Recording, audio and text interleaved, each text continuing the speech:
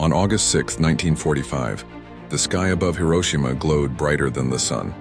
In a single blinding flash, an entire city was erased. And in that moment, one man's life changed forever. His name was Tsutomu Yamaguchi, a 29-year-old naval engineer working for Mitsubishi. He wasn't a soldier, not a politician, just an ordinary man trying to do his job. That morning, he was preparing to leave Hiroshima after a 3-month business trip. He walked toward the shipyard carrying his briefcase when suddenly, the air trembled. A deep, unnatural silence filled the sky. Then a massive boom split the world apart. At 8:15 a.m., the American bomber Enola Gay dropped the first atomic bomb ever used in war, codenamed Little Boy. Yamaguchi was only 3 kilometers from the blast's epicenter. He saw a blinding flash of light and then the darkness. The shockwave threw him into the air. His eardrums burst, his body was burned. The mushroom cloud rose above the city, turning day into night. 10 hours later, Yamaguchi woke up in a ditch.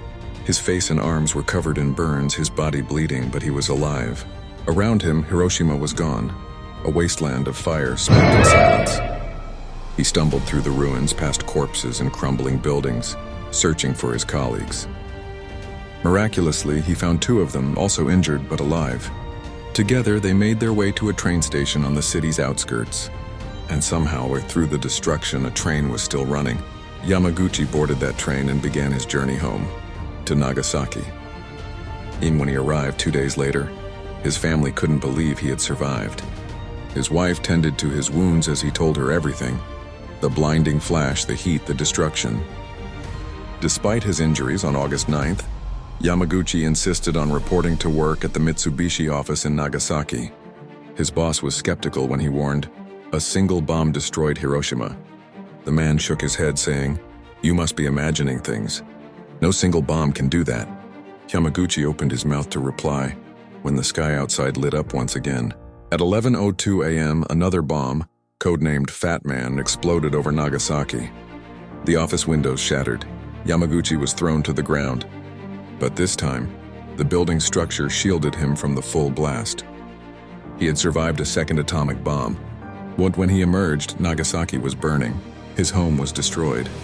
But miraculously, his wife and young son had also survived. Yamaguchi's wife had gone out that morning to find ointment for his burns and had taken shelter in a tunnel just before the explosion. 2 atomic bombings, 2 cities destroyed. And yet this one family, somehow, still stood. In the years that followed, Yamaguchi dedicated his life to telling his story. He spoke not of anger, but of warning. He said, "No one should ever experience what I have twice." For decades, the world didn't know his name.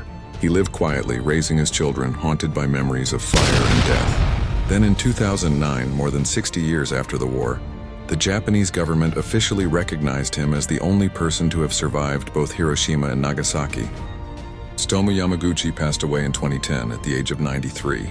He outlived the bomb, he outlived the war, and he left behind a message for the world, a message born from pain, survival, and impossible fate.